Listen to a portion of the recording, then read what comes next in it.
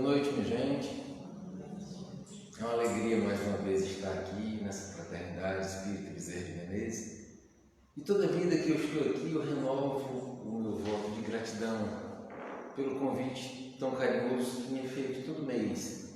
Que para mim é sempre uma oportunidade estar aqui no meio de vocês. É um privilégio falar sobre a mensagem do nosso irmão maior. Refletir sobre essa mensagem e tentar, mesmo que minimamente, levar essa mensagem para o nosso cotidiano. O que é que nós podemos mudar a nossa vida, a nossa forma de pensar, sentir e agir a partir do Evangelho do Cristo? Quero crer que isso é a coisa mais importante que nós podemos vislumbrar no Evangelho. É uma possibilidade de mudar a nossa própria realidade. E hoje nós vamos tratar de um tema fundamental e importantíssimo e que diz respeito a todos nós, sem exceção. Esse tema está no Evangelho segundo o Espiritismo, capítulo 14, item 9, que trata da ingratidão dos filhos e dos laços de família. E esse tema se refere a todos nós porque nós somos filhos de alguém. Não é verdade? Todos nós somos filhos de alguém. Todos nós temos um pai e temos uma mãe. Muitos dirão, eu não tenho mais meu pai, não tenho minha mãe, porque ele já desencarnou. Eu ouso discordar. Você ainda tem um pai e uma mãe, só que ele não está nesse plano, mas vivo ainda. Ele apenas trocou de roupa. Então isso diz respeito a todos nós, porque todos nós somos filhos de alguém. Isso também não diz respeito à maioria de nós sobre outro viés, que a maioria de nós somos pais ou mães. Quer sejamos pais e mães de forma direta, biológica, quer sejamos de forma indireta. Aquele sobrinho, aquela criança que de uma certa forma nos cabe ajudar a educar, aqueles meninos que com relação aos quais nós somos professores. Então, de forma indireta, nós também somos pais e mães. Então, isso nos interessa e muito. Essa abordagem, ela nos remete a 4 momentos diferentes. Parece uma coisa simples, né? Ingratidão dos filhos e os laços de família. Mas aqui nós temos 4 possibilidades de abordar esse tema. A primeira é sobre a perspectiva do filho ou da filha que é ingrato. A segunda, nós vamos analisar a própria ingratidão. A terceira, nós vamos falar sobre os laços de família. E por fim, e não menos importante, nós vamos pegar o aspecto do pai ou da mãe que sofre determinado ato de ingratidão. Começando, como já anunciamos, pela perspectiva do filho ingrato. Esses filhos ingratos, eles normalmente promovem atos de ingratidão com relação aos seus pais, que são seus benfeitores em última análise. Se vocês perceberem, eu estou falando na terceira pessoa. Esses filhos ingratos, eles. Vamos tentar levar isso para a primeira pessoa? Nós, filhos ingratos. Nós que por vezes não nos desincumbimos bem da missão de ser filho, de olhar por aquele pai, de olhar por aquela mãe. Aí alguns dentre nós dirão, não, mas eu sou muito grato, sempre fui muito grato ao meu pai e à minha mãe. Vamos conversar mais um pouquinho para ver se realmente nós fomos gratos a esse pai e essa mãe, se nós cumprimos o dever da lei. Porque se nós nos lembrarmos, está na lei. Honrar pai e mãe. É um dever de todos nós. Percebam que a lei é honrar pai e mãe. A lei não faz nenhuma ressalva. Ela não diz, honra teu pai e tua mãe se eles forem bons contigo. De forma alguma.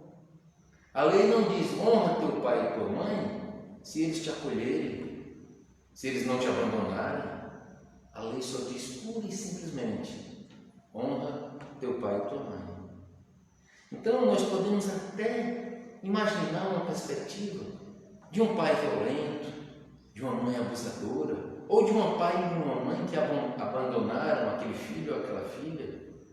Será que mesmo assim, aquele filho ou aquela filha tem esse dever de honrar pai e mãe?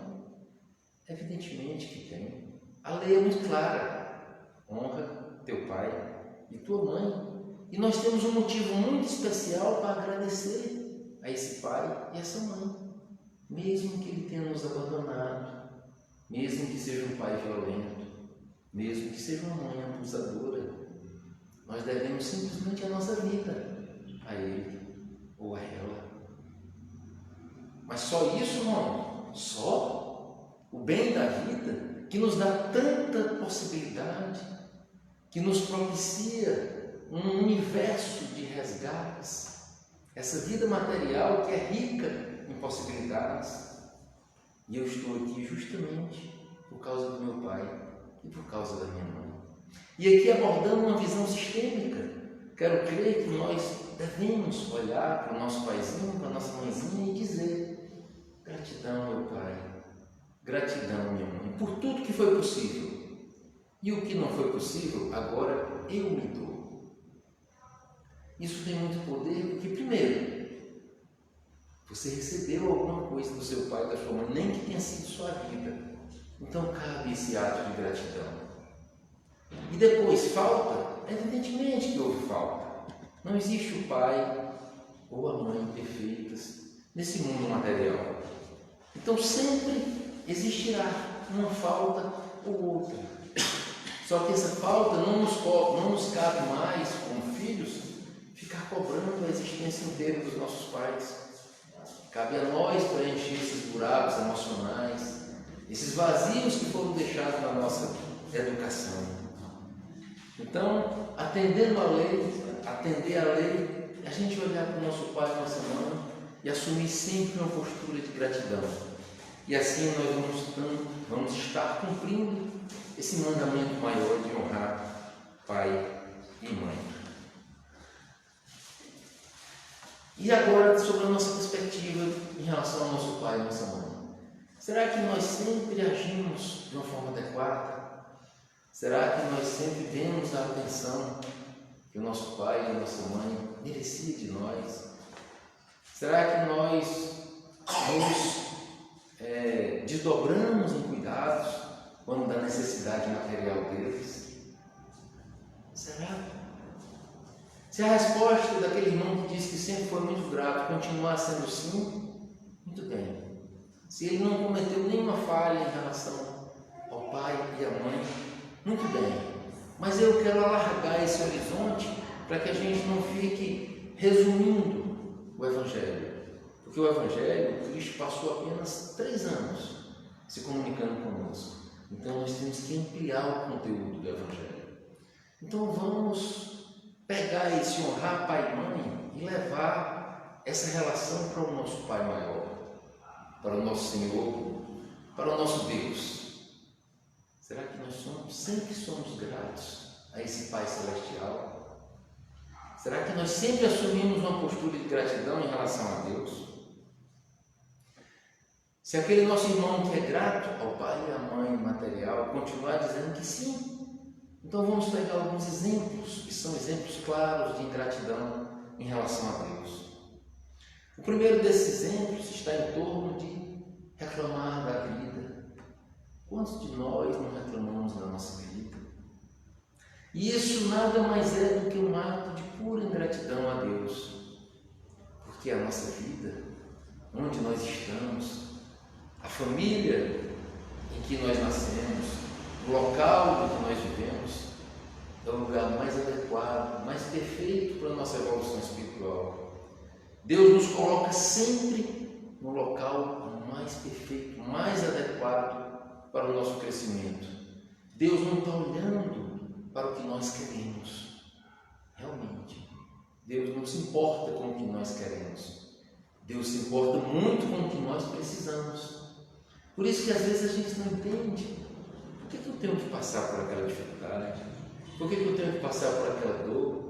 É porque a nossa visão material e o nosso capricho infantil quer que Deus atenda aos nossos desejos.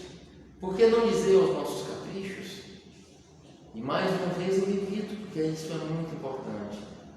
Deus dá valor e Deus presta atenção ao que nós precisamos e não ao que nós queremos. Então, reclamar da vida é um ato de extrema ingratidão em relação a esse Deus que coloca exatamente o que o Espírito Eterno precisa em determinada encarnação. Outro ato também, que consubstancia-se em uma ingratidão com relação a Deus, é a minha revolta, é a minha insurgência. Às vezes eu me revolto com um adoecimento, às vezes eu me revolto com a falta de recursos materiais, às vezes eu me revolto com o desencarnar de um parente próximo. Ora, meus irmãos, mais um ato de pura ingratidão. Dor é algo que vem sempre em nosso auxílio. A pessoa que definiu a dor de forma mais precisa, pelo menos que eu tenha tido contato, foi Chico Xavier, que chamava a dor de irmã dor. Ele tinha a perfeita noção do que a dor significava na nossa jornada, na jornada do Espírito Eterno, a importância que ela tinha no nosso crescimento espiritual. E a dor é muito importante quanto mais atrasados nós somos. Porque já conhecemos a máxima de que a gente progride ou pelo amor ou pela dor.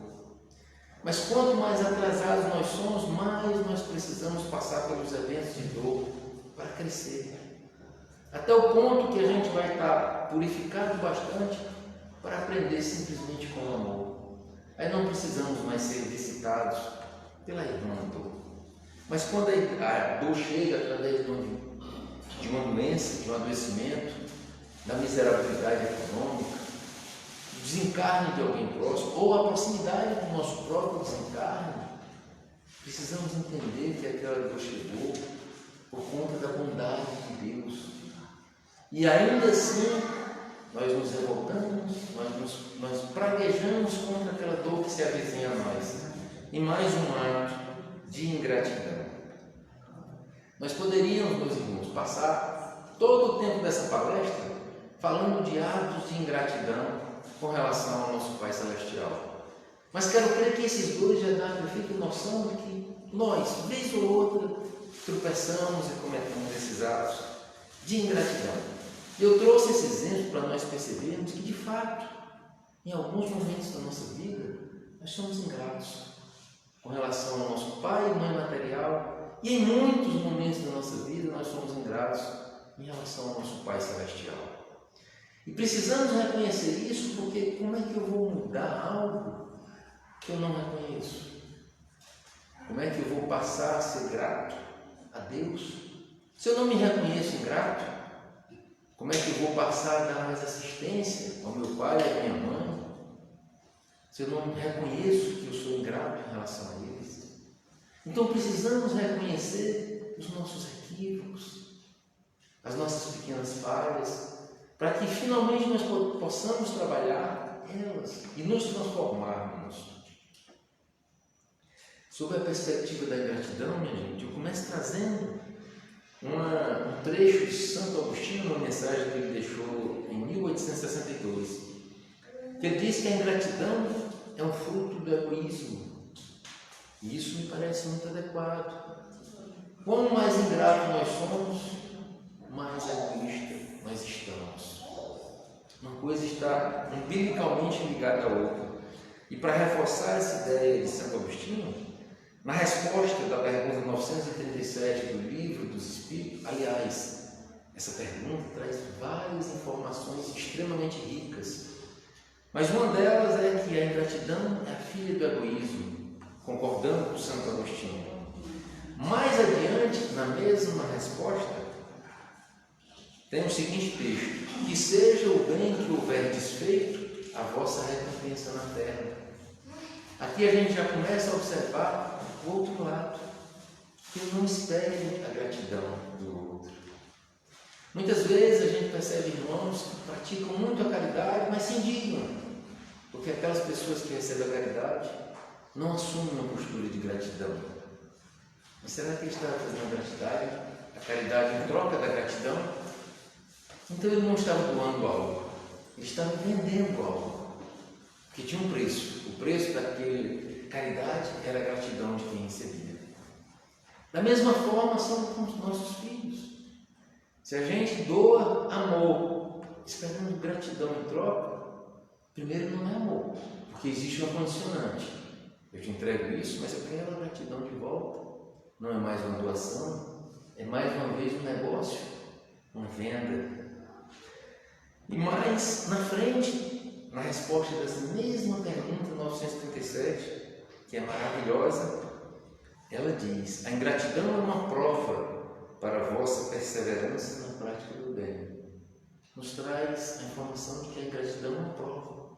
Daqui a pouco a gente vai perceber que realmente é uma prova também, mas não só isso.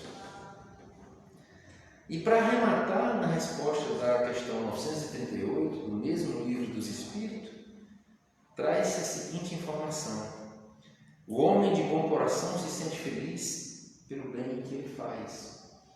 A gente se regozija pelo bem que a gente faz, sem esperar a gratidão de volta. A gente se regozija pelo amor que a gente distribui, sem esperar a gratidão de volta. A ingratidão dos filhos, quero crer que ela é mais grave do que a ingratidão geral. Porque imaginem só, o sentimento que a gente tem para com aqueles, entre aspas, inimigos, é um sentimento de desamor. Quando a gente é ingrato com relação aos nossos pais, a gente também está produzindo um sentimento de desamor. Vejam só. Então a gente está equiparando aqueles seres, aquele pai e aquela mãe que me deu a vida, ao inimigo. Estou entregando desamor a eles dois. Vejam como a ingratidão dos filhos é algo mais grave, porque ela se direciona a um benfeitor.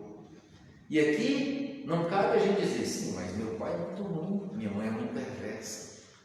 Já vimos que eles nos deram a vida. Então só por isso já é digno da nossa gratidão. Nem que eles nos tenham dado só e exclusivamente isso. E não é à toa, meus irmãos, que nós nascemos no seio daquela família. E aqui a gente começa a falar um pouquinho sobre laços de família. Não existe o acaso. Absolutamente não existe o acaso. Não existe sorte, não existe azar. Se existisse acaso, sorte e azar, que são eventos aleatórios, não existiria justiça divina. Já pensou? Eu dizer que tem sorte, então por que fulano tem sorte e eu tenho azar? Tudo faz parte de um mecanismo perfeito. Então não foi o acaso que fez com que eu nascesse naquela família. Não foi sorte eu ter nascido naquele ser. Não foi azar eu ter reencarnado naquele núcleo. Tem uma razão de ser, e essa razão é de natureza espiritual. Aqueles seres normalmente se aproximam, se unem por dois motivos: ou por afinidade ou por repulsão. Então aqui uma dica para todos nós: se você quer viver a eternidade inteira próximo de uma pessoa, ame muito ela, ou então odeie muito a ela. De um jeito ou de outro, você vai vir encarnação depois de encarnação próximo daquela pessoa. Porque esses laços de família são compostos justamente por isso, por afinidade e por repulsão. E por fim, minha gente, vamos analisar a questão agora sobre o prisma do pai ou da mãe que sofre a ingratidão de determinado filho ou de determinada filha. A gente já viu antes que a origem primeira, a origem maior da ingratidão é o egoísmo. Ela nasce do egoísmo daquele filho. Mas precisamos perceber também, e nunca fechar os olhos, de que por vezes a ingratidão dos filhos tem uma origem em ato dos próprios pais.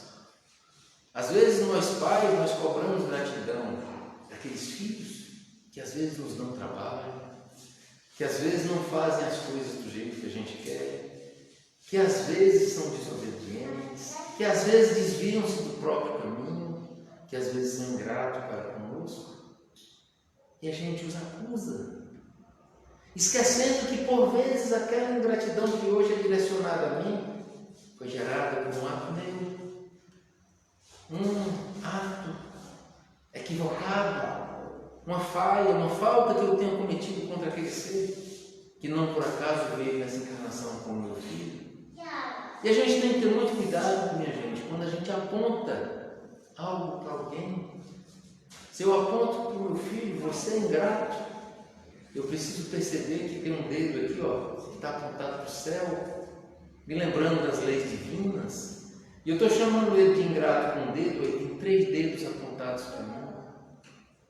Precisamos olhar para esses 3 dedos que estão sempre apontados para nós outros, quando a gente aponta uma falha de um irmão nosso.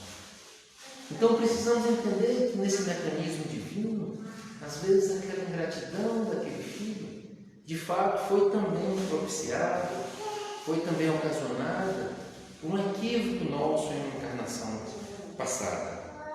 Freud tem uma frase que eu sempre achei muito bonita, que dizia assim: qual é a nossa responsabilidade na desordem que eu critico? Isso cabe muito bem para essa questão. Qual é a minha responsabilidade naquele ato de ingratidão que hoje eu acuso? Importante a gente se perceber espírito eterno, que a gente começa a assumir responsabilidades. Porque nesse nosso mundo de provas e expiações existem muitas injustiças, mas não existem injustiçados. Então, se nós estamos passando por aquele evento, que somos vítimas, entre aspas, de uma ingratidão, é necessário que nós passemos por aquilo.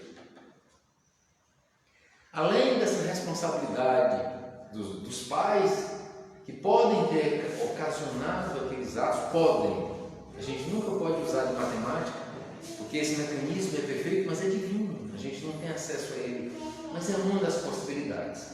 Além da vida pretérita, pode ser que aquele ato de ingratidão seja uma responsabilidade nossa da vida presente.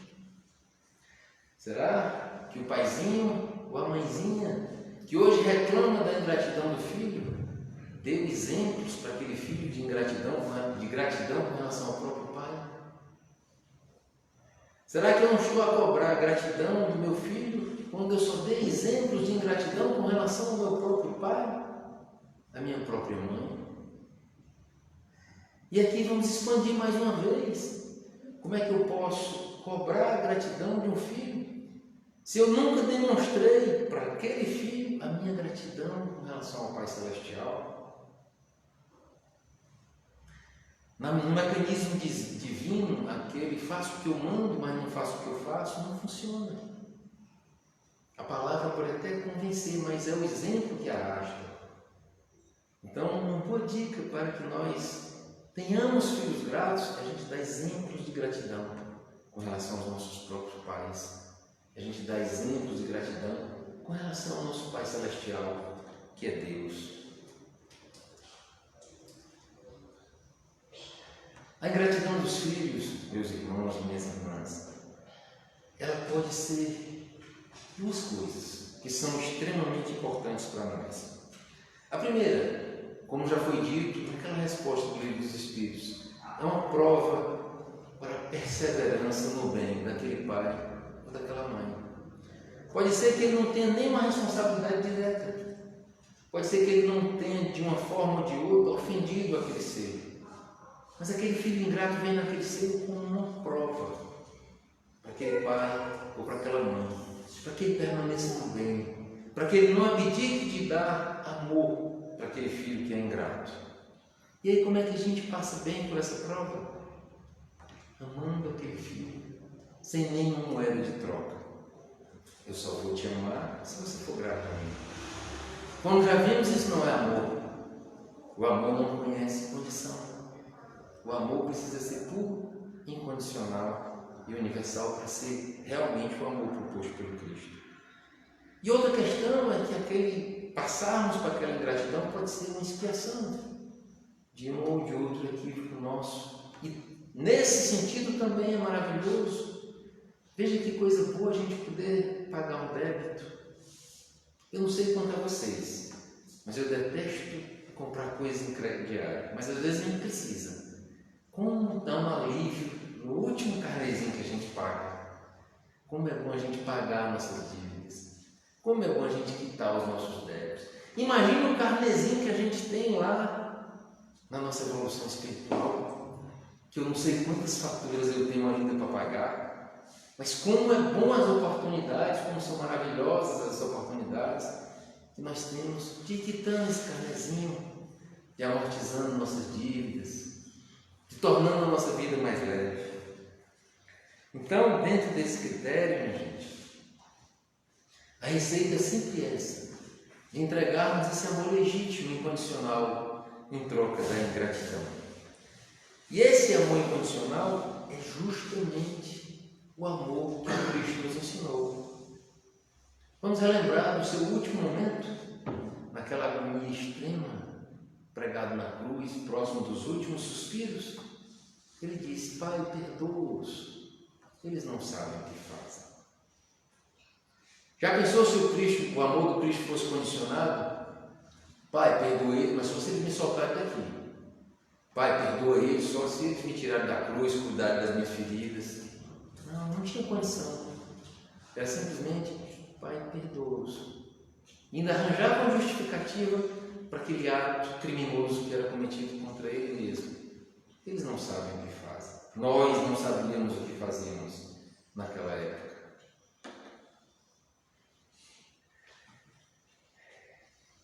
Qualquer troca que se exija em relação ao amor, a gente está descaracterizando o amor proposto pelo Cristo. Porque esse amor que a gente entrega em troca da gratidão é que nos faz passar bem por aquela prova ou por aquela expiação da gratidão. E isso, meus irmãos, ocorre com todas as nossas dificuldades. Passar pelas dificuldades bem é passar pelas dificuldades entendendo todo o mecanismo divino, entendendo que aquilo é importante, que aquele evento é engrandecedor para o meu espírito eterno.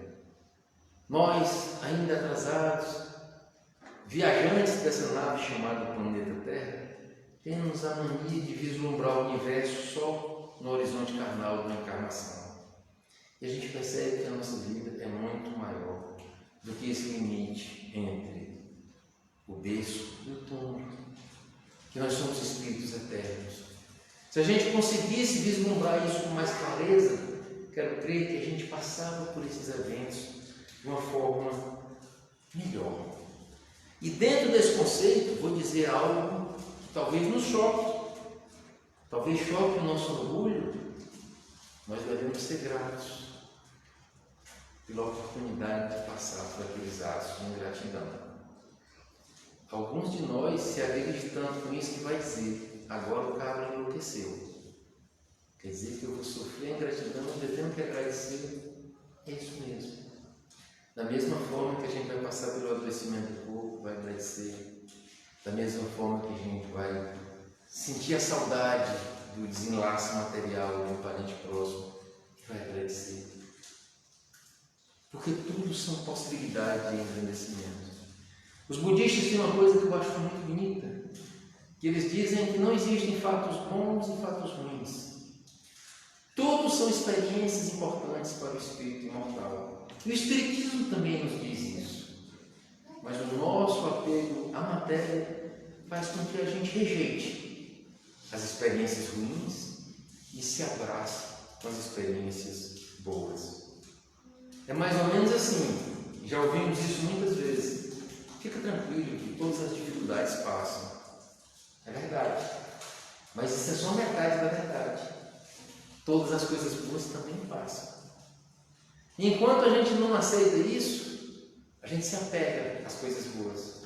Quando a gente sabe que as coisas boas também passarão, a gente vive aquelas coisas boas de uma forma mais intensa. Vou dar um exemplo do nosso núcleo familiar. Normalmente é um núcleo de aconchego, de prazer, de harmonia. Eu tenho a perfeita noção de que aquele núcleo familiar que eu tanto amo vai passar. Daqui a pouco eu desencarno. Espero que seja um pouco mais longe. Mas já minha esposa desencarna. Meu filhinho de 6 anos sai daquele núcleo, casa, vai embora. Vai passar. E é justamente tendo essa consciência que o bom também passa, é que eu vivo esse bom com toda a intensidade possível. Então precisamos alargar nossa consciência para perceber isso, que tudo realmente passa.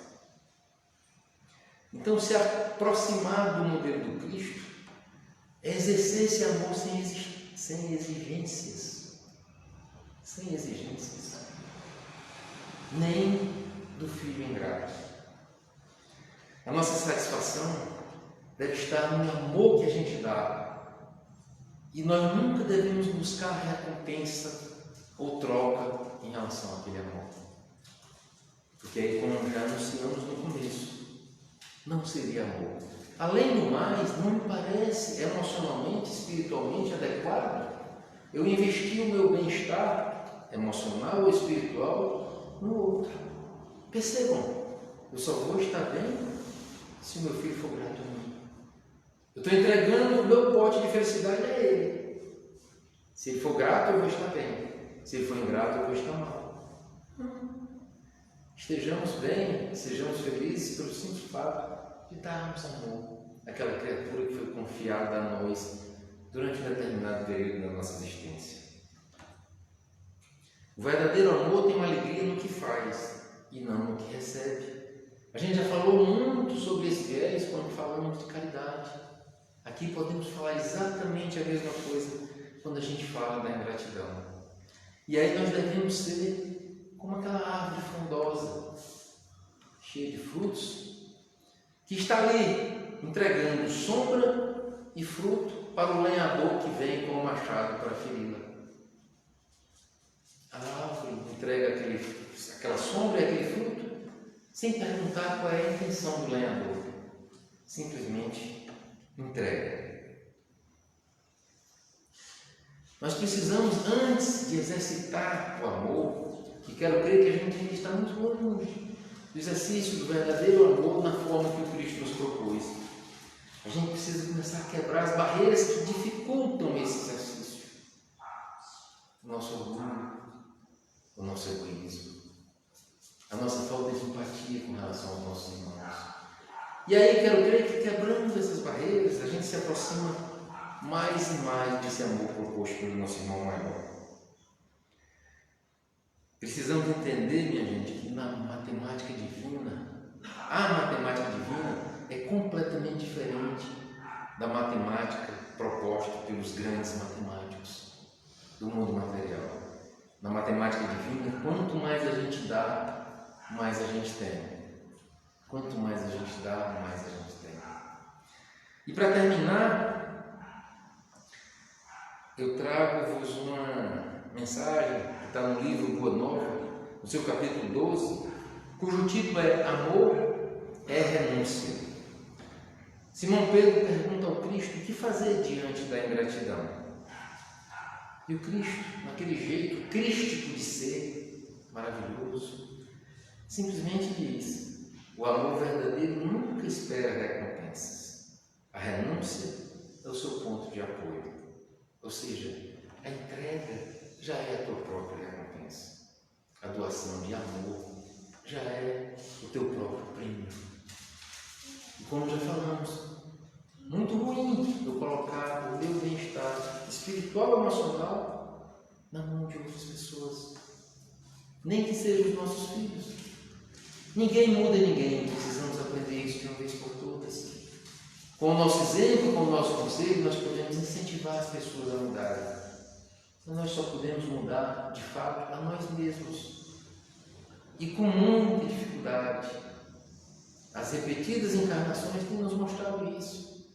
Que por vezes a gente se equivoca e demora muito para mudar nós mesmos. Então fazer um projeto para que o outro mude é buscar o sofrimento pessoal. Eu disse que estava terminando só para enganar vocês, mas temos ainda algumas coisas para falar. Nós estamos participando, meus irmãos, de uma gestação de uma nova humanidade. E nós precisamos participar ativamente dessa gestação. O que é um processo de gestação? É um processo doloroso. As mãezinhas que estão aqui, que já tiveram filhos, sabem disso muito mais do que nós homens, porque nós talvez tivemos filhos em outras encarnações, em outros corpos, mas não lembramos. Mas as mulheres sabem muito bem dos enjoos, dos incômodos desses 9 meses, do excesso de peso que no final da gravidez precisa buscar uma posição ou outra, da dor do parto. Então vamos imaginar isso como humanidade. A humanidade está sendo gestada. E o que é que vai sair? O que é que vai ser parido dessa gestação? Uma nova humanidade, num mundo de regeneração. E nós precisamos fazer a nossa parte nesse processo gestacional. E o que é fazer a nossa parte? É, mais uma vez, transformar o velho de nós em um novo. É como se nós reencarnássemos dia após dia. Meu propósito de hoje é ser um pouquinho menos egoísta, um pouquinho menos orgulhoso, um pouquinho menos vaidoso. E assim eu estou ajudando nessa gestação, nesse processo de gestação de uma nova humanidade, me transformando dia após dia. E aqui eu trago o que eu falei no começo da nossa fala. Pegar o Evangelho, minha gente, não como um aspecto intelectivo, só para estudarmos, sabermos. Precisamos levar isso para o nosso coração e trazer para os braços, que é o trabalho em si, que é a força de mudança com relação a nós mesmos.